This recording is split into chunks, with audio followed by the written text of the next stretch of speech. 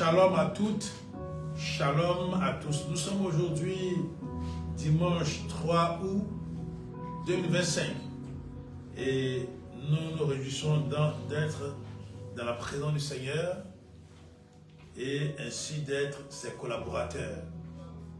Oui, l'histoire nous apprend que les humains ont cherché à être collaborateurs de Dieu. Il y en a qui l'ont cherché selon leur propre voie, comme il est dit dans Acte 17. Ils ont fait toutes sortes de pratiques parce qu'ils voulaient par là connaître Dieu et surtout connaître la volonté de Dieu pour le lendemain.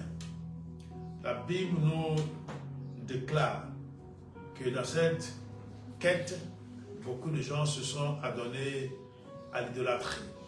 Beaucoup de gens ont adoré le faux Dieu.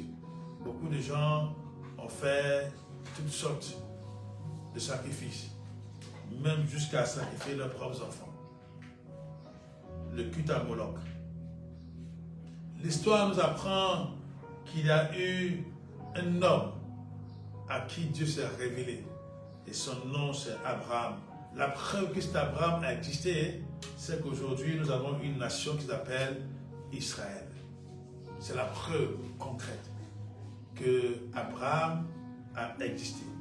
Parce que c'est cet homme qui a été sorti de sa nation originelle en vue de former une nation qui soit totalement consacrée à Dieu. Et cet homme a laissé une descendance. Ses descendants, Isaac a engendré Jacob, et c'est Jacob qui s'est retiré à cause de la famine, qui allait en Égypte, et là-bas, il y a eu la constitution d'une véritable nation qui a après quitté l'Égypte parce qu'ils étaient soumis à l'esclavage. Ils ont quitté l'Égypte pour aller sur la terre de Canaan parce que c'est la terre que Dieu avait promise aux descendants d'Abraham, d'Isaac, de Jacob. Mais ce peuple a toujours été en communion avec ce Dieu tout-puissant qui s'est révélé à Moïse pour dire « Je suis celui qui suis, Yahvé. Je suis celui qui suis, celui dont on ne connaît pas le nom, mais celui qui est éternel et qui plus tard va se révéler en chair et en os par un certain Jésus de Nazareth, appelé Yeshua HaMashiach, Jésus le Messie, Jésus-Christ ou Christ Jésus. Mais tout cet itinéraire que nous venons de raconter, de décrire de façon brève, nous notons qu'il soit des gens qui sont éloignés de Dieu, qui le cherchent, ou des gens qui ont reçu la véritable révélation, toutes ces personnes ont cherché toujours à connaître leur avenir, à savoir ce qui se passerait plus tard dans la vie. Ainsi, il y a eu des devins, il y a eu des magiciens, il y a eu des occultistes, des gens qui, grâce à leur relation avec des esprits, ont voulu chercher à connaître leur lendemain, ont voulu connaître leur vie future. Et parmi toutes ces personnes qui ont essayé de faire, il y a beaucoup qui ont laissé des écrits. Beaucoup qui ont laissé des écrits. Mais ce qu'il faut remarquer, c'est que quand ils cherchaient à connaître leur avenir, beaucoup d'entre eux se sacrifiaient. Beaucoup d'entre eux ont cherché à connaître leur avenir au prix de leur propre vie, au prix de leurs organes, au prix du sacrifice de leurs descendants, au prix du sacrifice de leur progéniture, de leurs propres enfants. Il y a eu ceux qui sont appelés les prophètes d'Israël, qui au contraire étaient en contact, en communion avec le Dieu véritable, qui s'est révélé à Moïse. Mais même avant de se révéler à Moïse, il s'est révélé à beaucoup de personnes, à Abraham, à Isaac, même au premier couple de l'humanité, Adam et Ève. Mais ces prophètes n'ont pas eu besoin de faire des sacrifices humains. La seule chose qu'ils devaient faire, c'est d'être en communion véritable avec ce Dieu-là, d'être consacré à ce Dieu-là. Et de cette consécration, Dieu leur a révélé beaucoup de choses. Et même des gens qui n'étaient pas prophètes en tant que tels, mais qui marchaient avec le véritable Dieu, qui étaient intimes de Dieu, Dieu leur a révélé leur avenir.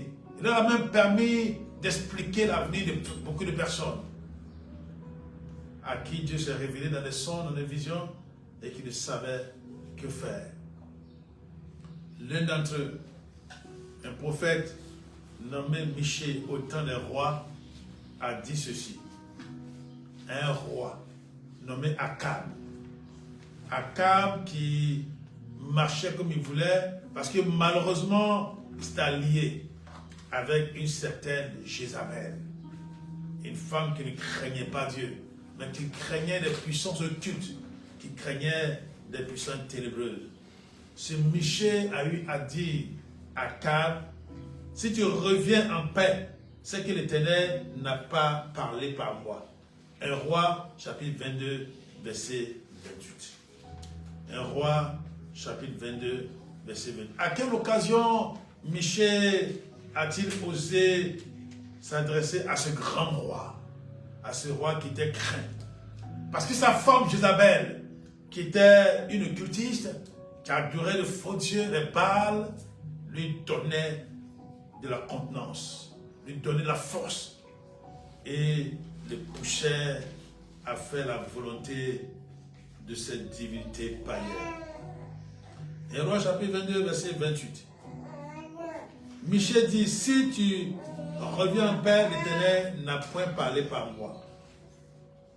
Et il a pris les gens à témoin. Il a dit, vous tous, peuple, entendez. Et ce que ce Michée a dit, c'est accompli. Akab devait aller en guerre. Et il avait ses propres prophètes, 400 prophètes, qui lui ont prédit qu'il serait vainqueur. Il allait en guerre contre la Syrie. Et puis, il y avait le roi de Juda qui était venu le voir, parce que effectivement, le roi Akab voulait que le roi de Juda, nommé Josaphat, parce que vous savez qu'après le schisme, le royaume d'Israël a été divisé en deux royaumes.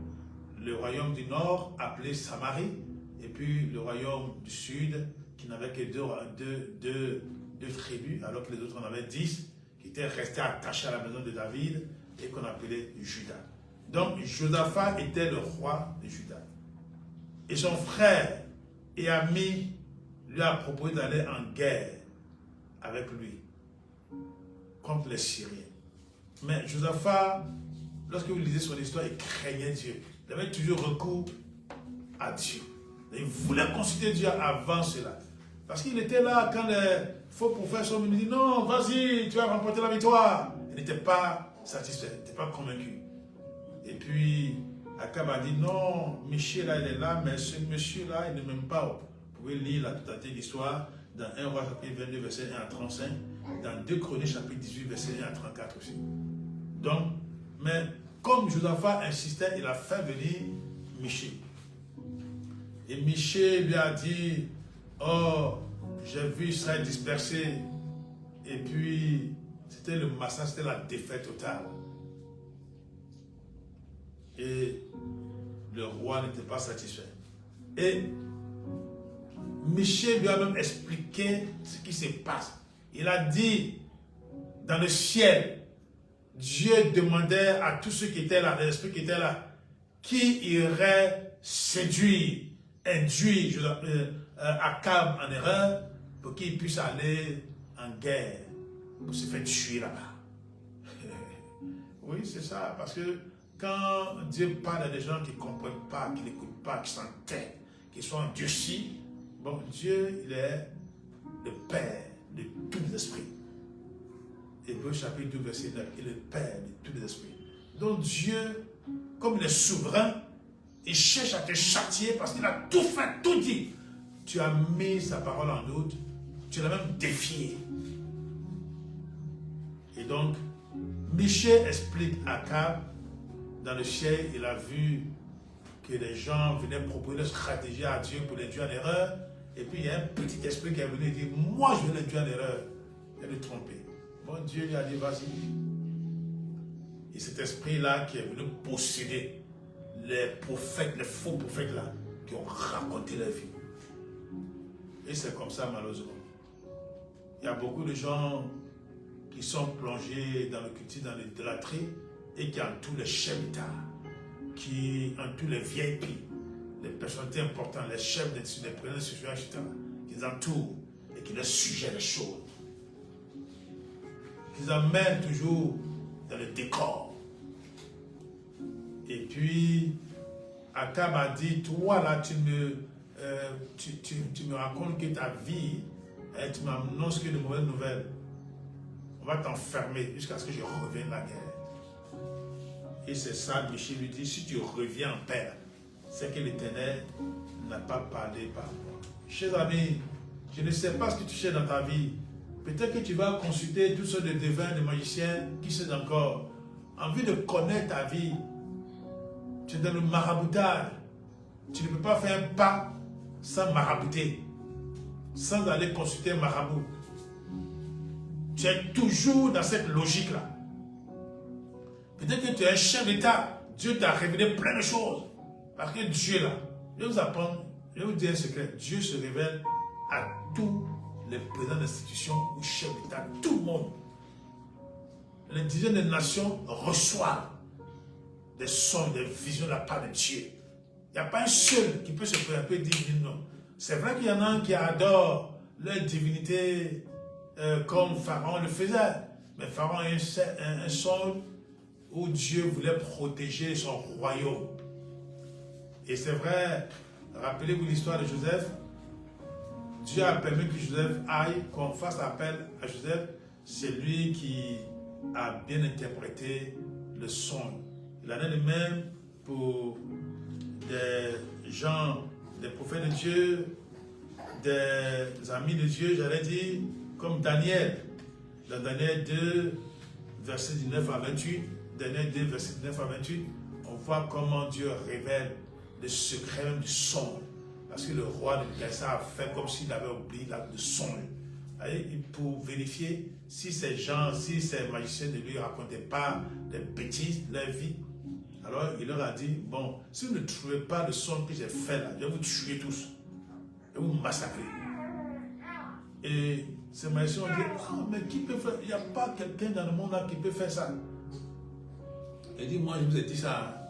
De toute façon, je vais vous massacrer bientôt. Et puis, Dieu a permis que Daniel reçoive. Et le son intérieur, Dieu lui a révélé ça à partir de... Il a mobilisé sa troupe. Enfin, ses trois amis, ils ont prié. Et ça a révélé les choses à Daniel. Il a donné non seulement le son, mais il a donné l'interprétation. C'est ce que l'Esprit de Dieu fait. Donc cet esprit mauvais là est allé séduire et induire en erreur les prophètes qui entouraient Akab. Et c'est ainsi que Akab s'est laissé avoir. Et Michée lui dit que si tu reviens en paix là, c'est que Dieu ne m'a pas parlé. Il s'est camouflé, il a tout fait, il s'est déguisé.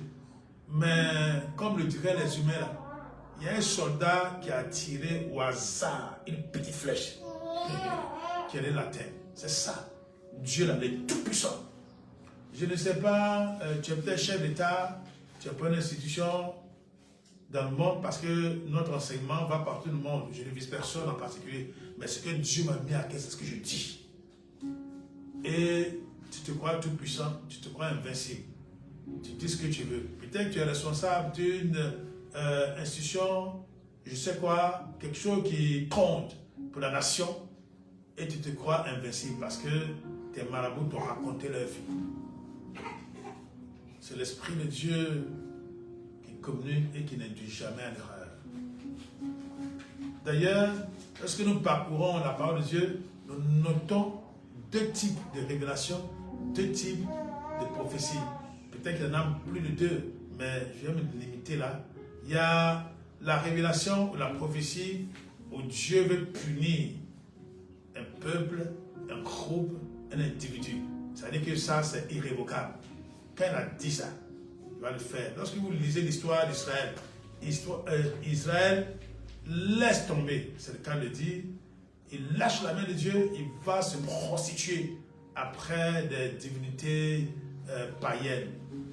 Et ça ne va pas, comme on dit chez nous, c'est-à-dire que la punition, le châtiment tombe. Israël est envoyé en exil, massacré. Ça, c'est ce que je pourrais appeler une révélation qui annonce la punition et c'est irrévocable. Qui annonce que parce que les gens sont endurcis, Dieu a fait jusqu'à être fatigué. Il dit bon, ces gens-là, il faut qu'on les élimine. Un peu comme lors du déluge, Dieu a été obligé de renouveler l'humanité parce que tous ceux qui étaient là, qui pratiquaient la sodomie, qui pratiquaient l'homosexualité, Dieu les a dégommés de la surface de la terre par le déluge. C'est ça. Il annonçait cela par Noé, qu'il a annoncé ça, mais il ne prenait pas ça en compte. Il bafouait ça. Et ça, c'est irrévocable. Mais il y a des révélations, des prophéties qui appellent à la repentance. C'est-à-dire que Dieu lance la pêche aux gens pour leur dire repentez-vous, renoncez à cela. On voit ça dans Jonas avec la vie de Ninive. Dieu a dit à Jonas, va leur dire que je vais le détruire si jamais ils ne se pointent pas. Mais quand Jonas est arrivé là, il a prêché, le roi lui-même a été le premier à descendre de son trône. Il a pris un sac, la cendre. Il a ordonné que tout le monde jeûne. Il a même dit, celui qui va s'amuser à jeûner, à manger l'espace de 3 jours, il sera tué. Et le narrateur nous indique, nous informe que même les animaux ont jeûné. Ça veut dire que tu as ton chien et puis le chien ne mange pas. Voilà. Comme à Joby qui a sa chienne qui s'appelle Jojo, ça veut dire que sa femme Jojo, pendant 3 jours, Jojo ne mange pas. On dit que les animaux n'ont pas mangé. Donc, c'était ça. Et ça, c'était une prophétie, c'est vrai. C'est un avertissement. Et les ennemis sont revenus de leur mauvaise voie. Ils ont jeûné, ils sont repentis, ils ont renoncé aux mauvaises choses qu'ils faisaient. Dieu a pitié d'eux. C'est pour ça d'ailleurs que Jonas s'est fâché. Il a dit, oh, toi je savais que tu allais faire ça, c'est pour ça que je ne voulais même pas aller leur prêcher. Donc Dieu là, quand il est dit dans la parole de Dieu, Dieu n'est pas un homme pour se repentir, un fils d'homme pour changer la vie. Dieu ne change pas la vie comme ça, c'est vrai. Il ne change pas la vie quand c'est un châtiment qui a arrêté. Mais lorsqu'il interpelle le méchant pour qu'il se repente, Dieu change la vie. Parce que sa miséricorde est au-dessus de son châtiment. La miséricorde de Dieu triomphe de son jugement. C'est ce que la Bible nous dit. Akab a pris à la légère la parole de Dieu. Et ce qui devait arriver est arrivé. Ce que tu dois savoir, tout ce qui se réalise sur terre a une préexistence au niveau spirituel. C'est-à-dire que le visible, ce que nous voyons se réaliser, procède de l'invisible. Il y a même un philosophe grec nommé Platon qui a dit que le monde sensible, c'est-à-dire ce qu'on fait, le monde sensible est le reflet du monde des idées. En réalité, en disant cela, Platon énonce une grande vérité spirituelle. Une grande vérité biblique. Et c'est ce qui s'est passé ici dans 1 Roi 22. Avant que la chose n'arrive, Dieu a montré ça. Il a dit ça à Michée. Tel que les choses sont passées dans le monde invisible, dans le monde céleste. Nous sommes tous soumis, j'allais dire, au même principe. Avant que les choses s'accomplissent sur terre, quel que soit le pays, Dieu révèle ça à des gens qui lui sont consacrés. Et même, il révèle ça à qui il veut. Il y a des devins qui reçoivent tout. Parce que Dieu est souverain. Mais quand Dieu annonce des châtiments, c'est que les humains se repentent afin qu'ils épargnent, comme il a épargné Ninive. Malheureusement, il y a des gens qui ne prennent pas en compte l'avertissement de Dieu. Et c'est là que Dieu dit dans Ézéchiel 28, il a cherché un homme qui lève un mur en faveur du peuple. C'est-à-dire qu'il prie. Mais l'homme que Dieu cherche, ça peut être la personne même qui est concernée par ton renoncement, ta repentance. Dieu va agir en ta faveur. Il y a des gens qui courent de lieu en lieu où il y a des présidents d'institutions, de pays, de nations qui convoquent des grands marabouts, des occultistes, des devins pour les aider. Non, ce n'est pas la solution. Dieu t'a parlé. Réponds-toi. Cherche ceux qui sont remplis de l'Esprit de Dieu, comme Pharaon l'a fait. Il a cherché quelqu'un qui est rempli de l'Esprit de Dieu. Et la personne est venue les sauver de l'affaire. Abraham avait prié. Et Dieu a dit dans Genèse chapitre 18, verset 17, à Abraham, cacherai-je à Abraham ce que je vais faire? Parce que Dieu voulait détruire Sodome et Gomorrhe. Abraham était l'ami de Dieu. Oui, beaucoup d'entre nous, on reçoit des choses de Dieu. Mais quand Dieu te donne quelque chose, te donne une révélation, ce n'est pas toujours qu'il te demande d'aller proclamer ça sur le toit. C'est vrai, il y a des gens à qui Dieu dit, va, fais ça, fais ça, fais ça. Mais ce n'est pas tout le monde qui le dit. Voilà. Souvent, les révélations que Dieu nous donne là, c'est pour qu'on puisse aller s'asseoir et puis prier, intercéder en faveur des personnes qui sont concernées. Mais ce n'est pas pour aller s'enorgueillir, dire, bon, moi, Dieu m'a dit ça, il sait que ça serait. Non, tu n'es pas quelqu'un de bien. Et tu n'appartiens pas à Dieu véritablement. Tu es comme Balaam. Dans Psaume 25, 14, que nous aimons tout le temps rappeler, la Bible dit que Dieu révèle ses secrets à ceux qui le craignent. D'ailleurs, dans Amos chapitre 3, verset 7, il est dit, Dieu ne fait rien sans révéler cela à ses serviteurs, les prophètes. Quand on parle de prophètes, c'est tous ceux qui sont dans l'intimité de Dieu. Si tu es intime de Dieu, tu es prophète. Parce que Dieu se révèle à tous ceux qui le servent. Si tu es chrétien, si tu es chrétienne, que tu ne reçois pas de songe, que Dieu ne te parle pas dans le songe, dans les visions, ou même de façon digne par sa parole, ce n'est pas la peine. Ce n'est pas la peine. Mets-toi en cause et puis demande à Dieu de t'aider. Parce que Dieu ne fait rien sans avoir révélé ça à ses messagers, à ses enfants. Si Dieu permet qu'elle s'intime s'approche de toi pour t'avertir d'un malheur, capitule, obéis et repens-toi. Tu es chef d'État, tu es président d'institution, tu es simple directeur, tu es simple chef de famille, tu es un mari, pas toujours attentionné, tu es une femme, une épouse, pas toujours attentionné. Quelqu'un s'approche de toi et te dit, bon, voilà ce que Dieu me dit, hein, voilà ce que tu dois savoir. Bon, mais toi, on te dit ça et puis tu veux contester. Non, ne conteste pas. Il ne faut pas contester. Mais toi-même, tu peux interroger le Seigneur. Si tu vois qu'il y a le temps, interroge le Seigneur et demande-lui de te dire ça davantage. La Bible nous dit dans Colossiens chapitre 2, verset 3, que c'est en Jésus là qui se trouvent tous les trésors de la sagesse et de la connaissance. Donc si tu es ami à Jésus là, tu ne peux pas craindre. Voilà. Tu seras dans l'ignorance si tu n'es pas ami à Jésus. Si tu prétends être ami de Jésus et puis tu fais ce qui te semble bon, il faut que tu comprennes que les paroles d'un prophète de Dieu, d'un porte-parole de Dieu sont à prendre très au sérieux.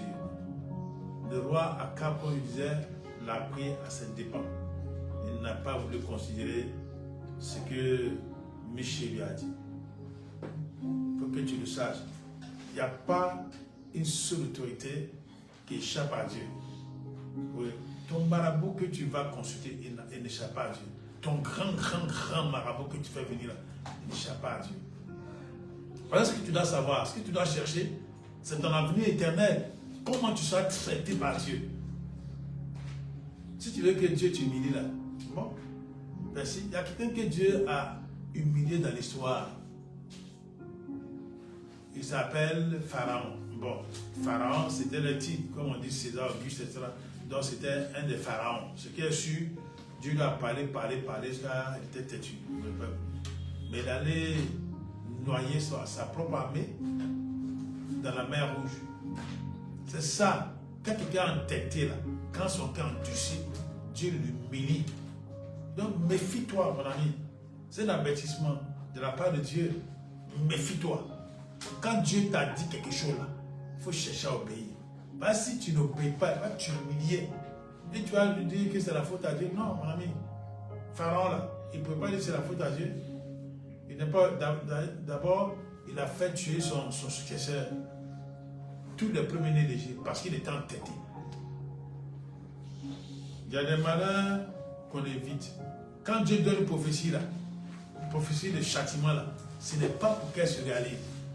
Dieu appelle à la repentance. C'est ça l'exemple de Ninive. Mais quand Dieu donne une révélation, une prophétie aussi, c'est pour protéger les gens. L'exemple de l'Égypte. Dieu a protégé Pharaon et son peuple. Il a permis que quelqu'un, un esclave, ça du fumier, il soit hissé au trône. C'est comme ça que Dieu fait. Dieu là, ses voies sont insondables. Donc mon ami, il faut te calmer. Voilà, tu n'es pas éternel. Moi je ne suis pas éternel. Moi je sais ça. Voilà, maintenant si tu crois que tu es éternel, que tu es tout le temps en train de chercher des stratégies pour échapper à Dieu là, alors qu'il te demande de te repentir simplement. Tu ne veux pas. Tu ne veux pas. Bon.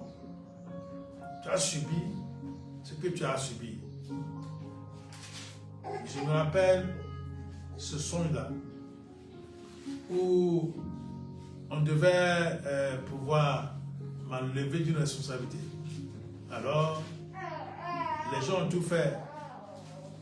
Quand je prenais cette responsabilité, j'ai dit au Seigneur, j'ai dit devant tous ceux qui étaient présents, j'ai dit, bon, moi, je mets ma responsabilité, la place sous le signe de la justice et sur le trône du Dieu très haut.